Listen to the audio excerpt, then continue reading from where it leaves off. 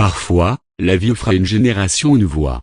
Une voix qui porte les cicatrices du vécu, les espoirs d'un quartier, les doutes d'un homme et la lumière d'un artiste. Une voix unique, grave, remplie de vérité. Cette voix, c'était celle de Véronois. Rares sont les artistes capables de bouleverser sans faire de bruit. De marquer toute une époque sans jamais vraiment s'exposer. Véronois ne courait pas après la lumière. Et pourtant, il a brillé comme peu d'autres. Aujourd'hui, nous vous racontons l'histoire d'un rappeur dont la sincérité a traversé les frontières, et dont le départ soudain a laissé un vide immense. Il est racine d'un discret Véronois, de son vrai nom Jérémy Banaovona, voit le jour le 30 janvier 1994, à Melun, en région parisienne.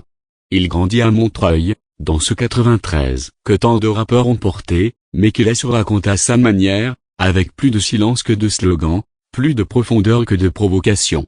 D'origine camerounaise, il hérite d'une double culture, celle des racines, et celle de la rue. Très jeune, il est attiré par l'écriture, la musique, l'envie de raconter. Mais toujours, à sa manière, dans l'ombre, sans éclat forcé, avec le souci du vrai. De l'explosion tardive mais implacable, ce n'est qu'en 2021 que le public découvre vraiment son nom, avec le morceau Guadalajara. Une première claque. Une voix grave, un ton posé, une atmosphère unique. Le genre de morceau qui ne cherche pas l'effet de mode, mais laisse une empreinte. L'année suivante, il sort son premier projet, l'Heptagramme. Le public répond présent. Très vite, les chiffres explosent. Le morceau solitaire devient single de diamant. C'est la naissance d'un phénomène. Mais un phénomène à part. Pas de grandes interviews, pas de provocations, pas de réseaux sociaux surchargés. Juste la musique. Et elle suffit. 3 carrés, pyramide. Des monuments à son image. En mars 2023, Véronois sort Carré, son premier album. Le titre est simple, comme lui. Mais derrière, c'est un projet solide, riche, puissant. Il collabore avec des poids lourds, PLK, Tiakola, Lacrim, Nino. Et pourtant, il garde toujours sa patte, sa voix, son ambiance. Carré devient l'album rap le plus vendu de l'année en France. La rue l'écoute. Les radios le suivent. Les fans se multiplient. Et malgré tout ça, Véronois reste lui-même, discret, réservé, fidèle à ses valeurs. Puis vient Pyramide, en 2024, suivi de Pyramide 2. Et enfin, en avril 2025, l'album Diamant Noir. À chaque sortie, il confirme, il ne s'agit pas d'un coup de chance. Il construit une œuvre.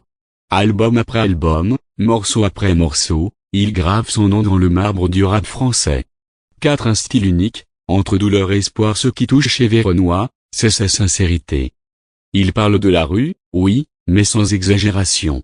Il parle de la famille, de la solitude, du doute, de l'ascension, du respect, de la trahison. Il parle comme on vit. Ces textes résonnent parce qu'ils sont vrais. Parce qu'ils viennent d'un homme qui a vu, vécu, ressenti. Il n'a jamais cherché à en faire trop. Il a toujours cherché à toucher juste. Et c'est là toute sa force. Un départ brutal, une tristesse nationale le 17 mai 2025. La nouvelle tombe comme un coup de tonnerre. Véronois est décédé, à seulement 31 ans, à l'hôpital de la Pitié-Salpêtrière à Paris. L'émotion est immense. Fans, artistes, médias. Tous rendent hommage à celui qu'on considérait déjà comme un pilier du rap français. Son décès reste entouré de mystères, mais une chose est certaine, le vide qu'il laisse est profond. Ce jour-là, la musique perd une voix. La rue perd un porte-parole. Le rap perd une âme. Si un héritage, qui ne mourra jamais. Véronois, c'est une carrière courte mais fulgurante. Des albums classiques en devenir. Des textes qui ont parlé à une génération entière. Une aura rare, construite sans artifice. Il a prouvé qu'on pouvait réussir sans s'inventer. Qu'on pouvait percer sans trahir. Et surtout, qu'on pouvait émouvoir sans crier. Son album Carré a été élu album de rap de l'année aux Flammes 2024. Et à travers lui, c'est toute une manière de faire du rap qu'on a salué, une musique sobre, vraie, poignante. Conclusion: Véronois était plus qu'un rappeur. Il était une voix. Une ambiance. Une émotion. Il nous a rappelé que l'art le plus puissant est souvent celui qui parle peu, mais juste. Celui qui prend le temps de regarder, d'écouter, d'écrire sans se mentir. Il a chanté la vie avec ses cicatrices, ses doutes, ses loyautés. Et même s'il n'est plus là, sa musique, elle, continue. Elle continue de bercer les nuits, de soigner les peines, de porter les rêves. Verenois, c'est l'histoire d'un homme qui n'a jamais cherché à être une star. Et qui est devenu une légende.